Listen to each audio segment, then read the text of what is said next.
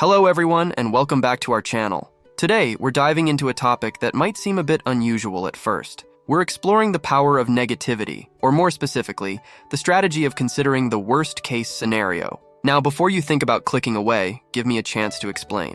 While the common advice is to stay positive, there's quite a bit of evidence showing that a little negativity can actually be key to doing well in both our personal lives and careers. Curious? Let's dive into how a touch of pessimism, in just the right amount, can lead to surprising achievements. Negativity often gets a bad reputation. Mention thinking about the worst-case scenario, and many picture a bleak, hopeless outlook on life. But what if I told you that this mindset could be your strongest asset in dealing with uncertainty, preparing thoroughly, and boosting your resilience? Today, we're embarking on a journey together to delve into the psychological roots of negative thinking, its practical uses, and how to find the ideal balance between caution and optimism. We'll explore everything from psychological theories to real-life stories of individuals and teams who've used what-if scenarios to their benefit. So, whether you're naturally optimistic or someone who always has an umbrella ready, this video is packed with insights that could shift how you face challenges and opportunities. Let's dive into the psychological underpinnings of negative thinking and discover how it's not all doom and gloom after all. Stick around. As we venture into the realm of psychology, it's essential to understand that our brains are wired to anticipate and react to potential threats. This instinctual mechanism, deeply rooted in our evolutionary history, explains why negative events often have a more substantial impact on our psyche than positive ones. But it's not just about survival instincts. It's also about how we harness these instincts to our advantage. Enter the concept of defensive pessimism. This strategy involves thinking about the worst-case scenario, not to dwell on it, but to prepare for it. It's a powerful tool for anxiety management. By envisioning the worst possible outcomes, defensive pessimists can take steps to mitigate those risks, turning anxiety into action. However, it's crucial to distinguish between defensive pessimism and toxic negativity. While the former is a strategic approach to problem solving, the latter is an unproductive pattern of thought that can lead to paralysis rather than action. The key difference? Actionability. Defensive pessimism motivates us to prepare and improve, whereas toxic negativity traps us in a cycle of despair. Studies have shown that individuals who employ defensive pessimism often perform better in stressful situations because they've mentally prepared for the challenges ahead. They've mapped out the landscape of what could go wrong and, more importantly, how they might respond. This mental rehearsal primes them not just to survive, but to thrive in the face of adversity. So, what does this mean for you? By understanding and applying the principles of defensive pessimism, you can transform your anxiety about the future into a practical roadmap for success. It's about embracing the power of negative thinking to build resilience, foster preparation, and ultimately, propel yourself toward your goals with greater confidence and clarity.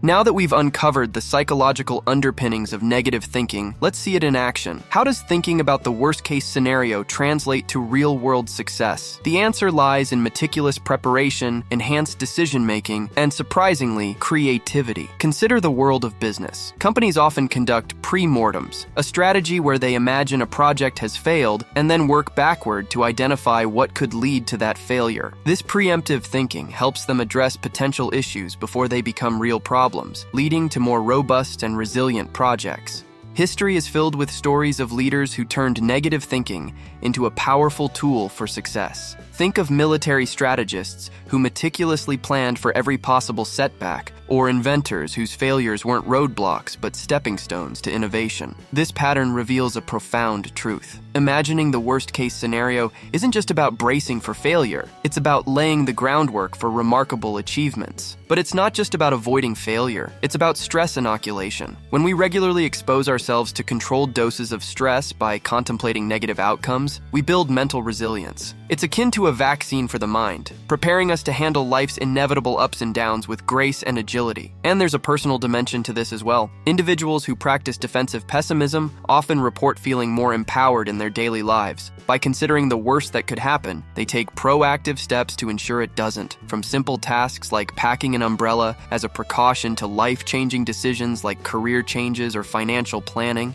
the message here is powerful and clear. When harnessed correctly, the energy we often spend worrying about the future can be redirected into concrete, productive actions that not only mitigate risk, but also open up new avenues for innovation and success. Understanding the power of negative thinking is one thing, but mastering the art of balancing it with positivity is where true resilience is built. It's about finding that sweet spot where preparation meets optimism, where caution does not turn into fear. Let's explore how you can achieve this balance in your everyday life. First and foremost, practice mindfulness. Mindfulness teaches us to observe our thoughts without judgment, allowing us to recognize when we're slipping into unproductive negativity. By becoming aware of our thought patterns, we can choose to focus on constructive negative thinking, planning for the worst while hoping for the best. Another effective technique is gratitude journaling. It might seem unrelated at first, but by regularly acknowledging the things we're grateful for, we create a positive counterbalance to our negative thoughts. This doesn't negate the value of those thoughts. Instead, it provides a fuller picture of our reality, highlighting both challenges and blessings. Let's not forget about scenario planning. This technique involves not only thinking about the worst-case scenario, but also the best-case and most likely scenarios. By preparing for multiple outcomes, you'll feel more in control and less fixated on any single negative possibility. It's a powerful way to use negativity constructively without allowing it to dominate your mindset. Balancing negative thinking with positivity is not about ignoring reality, but about embracing it fully, with all its complexities and uncertainties. By adopting these techniques, you can navigate life's challenges with greater wisdom, preparedness, and, ultimately, success. By acknowledging and preparing for the worst-case scenarios, we arm ourselves with the foresight and resilience needed to navigate life's uncertainties. The key, as we've discovered, is balance. Embracing negative thinking doesn't mean living in fear, but preparing with purpose, and balancing it with positivity ensures that we remain grounded and hopeful. Now, it's over to you. How will you apply these insights to your life? Will you embrace the power of defensive pessimism